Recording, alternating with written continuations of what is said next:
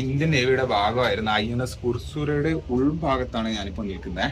ഒരു സബ്മറീന്റെ ഉൾഭാഗം. ഇവിടെ നമ്മൾ നോക്കുമ്പോൾ ന്യൂമറസ് ആയിട്ടുള്ള കൺട്രോൾ വാൽവുകളും കൺട്രോൾ സിസ്റ്റംസും നമുക്ക് കാണാൻ സാധിക്കും. ആ കാലത്ത് കമ്പ്യൂട്ടറൈസ്ഡ് അല്ലാത്തതുകൊണ്ട് തന്നെ ഇത്രയും വലിയൊരു ഷിപ്പ് നിയന്ത്രിച്ചിരുന്നത് മാനുവലി ആണ്.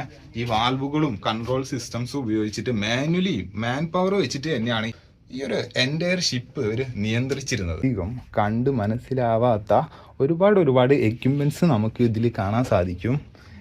എഞ്ചിനീയറിംഗ് മാർവൽ എന്ന് വേണമെങ്കിൽ നമുക്ക് പറയാം. അത്രയും ഇടുങ്ങിയ സ്പേസിൽ അത്രയും എക്യുപ്മെൻറ്റ്സ് ഇവർ ഉൾക്കൊള്ളിച്ചിരിക്കുന്നത് നമുക്ക് കാണാൻ സാധിക്കില്ല. കൂടാതെ ആ കാലത്ത് ഇതിൽ ഉപയോഗിച്ചുകൊണ്ടിരുന്ന ഒരു ഫോണും നമുക്ക് ഇതിൽ കാണാൻ സാധിക്കും. ഇതായിരുന്നു ആ കാലത്ത് അവർ കമ്മ്യൂണിക്കേറ്റ് ചെയ്യാൻ വേണ്ടി ഉപയോഗിച്ചിരുന്ന ഫോണ്. നമ്മളെ ഫോണിന് കൂടെ തന്നെ എടുത്ത സ്ഥലം മറന്നുപോയി. ഇതിലുള്ള ആളുകൾ കമ്മ്യൂണിക്കേറ്റ് ചെയ്യാൻ വേണ്ടിയിട്ട് അന്ന് ഉപയോഗിച്ചുകൊണ്ടിരുന്ന ഫോണാണ്.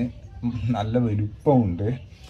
ഇത് വലുപ്പത്തിൻ്റെ കാരണം തന്നെ അത്രയ്ക്കും ക്വാളിറ്റിയിലായിരിക്കും ഇതിലുള്ള ഏതൊരു വസ്തു ആണെങ്കിലും ഉപയോഗിച്ചുകൊണ്ടിരിക്കുക. കാരണം ഇത് വെള്ളത്തിനടിയിൽ മാസങ്ങളോളം ചിലവഴിക്കുന്നതാണ്. അപ്പോൾ ഒന്നും ഇതിന് കേടുപാടുകളോ ഒന്നും തന്നെ വരാൻ പാടില്ല. അതുകൊണ്ട് തന്നെയാണ് ഇത്രയും തിക്കായിട്ട് മാസീവായിട്ട് ഓരോ കാര്യങ്ങളും ഇവിടെ നിർമ്മിച്ച് വെച്ചിരിക്കുന്നത്.